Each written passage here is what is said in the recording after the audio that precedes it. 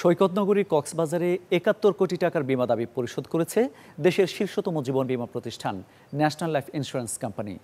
দুদিনব্যাপী কক্সবাজারে বর্ণাঢ্য র্যালি, বার্ষিক সম্মেলন, পুরস্কার বিতরণ ও বিমা দাবি পরিশোধের অসাধারণ উৎসবের উদ্বোধন করেন কোম্পানির চেয়ারম্যান মোর্শেদ আলম এমপি।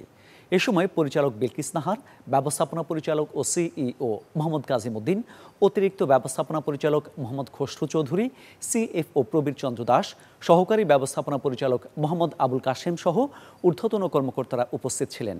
র্যালিতে সারা দেশ থেকে আগত প্রায় ১৫,০০০ বিমাকর্মী অংশ নেন। সফল বিমাকর্মীদের মাঝে গোল্ড মেডেল, চেক ও পুরস্কার বিতরণ করা হয়। আমাদের যারা শেয়ার হোল্ডার রয়েছে তাদের উদ্দেশ্য আপনারা এটা বলবেন মার্কেটে যখন যান যে দেখেন একটা প্রতিষ্ঠান কত ভালো হলে ৩৮% ডিভিডেন্ড দিতে পারে। বোনাসও আমাদের সবচেয়ে বেশি, এখন ৫,৭০০ কোটি টাকার মতো আমাদের টোটাল আছে। ৮.৫% ইনভেস্টমেন্টের রিটার্ন আমরা পাচ্ছি। মাননীয় চেয়ারম্যান মহোদয়, মাননীয় প্রধানমন্ত্রীর নিকট থেকে যে আমাদের সম্মাননা গ্রহণ করলেন, সেটা আমরা সকলকে আমাদের আনন্দিত করেছে এবং সকলে সম্মানিত হয়েছে। ৩ বছরের প্রিমিয়াম যদি ১ বছরে আপনি আনতে পারেন, ১ বছরে আপনার মূল্যায়ন হচ্ছে। এই কারণে আমরা ১০ বছরে যেটুকু আগেছি বিগত দিনে, এখন ১ বছরের হচ্ছে বেশি আগিয়ে যাচ্ছি, ঠিক না?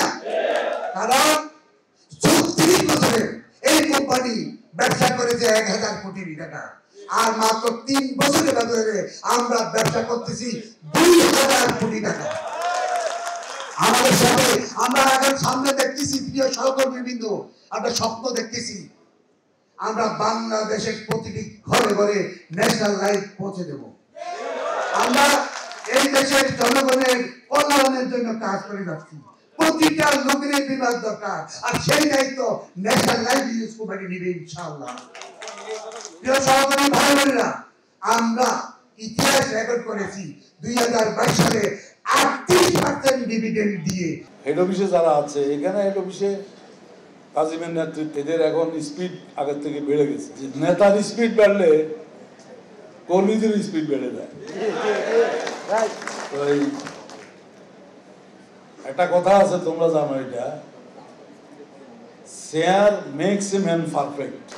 লোককে যখন চেয়ারে বসানো হয়, তার দায়িত্ব কি ওই চেয়ারে তাকে বলবে, এবং শুধু তার যোগ্যতার প্রয়োজন, এবং তার ভিতরে অলসতা থাকতে হবে না। তার মনের মধ্যে একটা স্পিড থাকতে হবে যে আমাকে আমার আলটিমেট গোল অমুক জায়গায় বুঝতে হবে এবং আমাকে বড় হইতে হবে।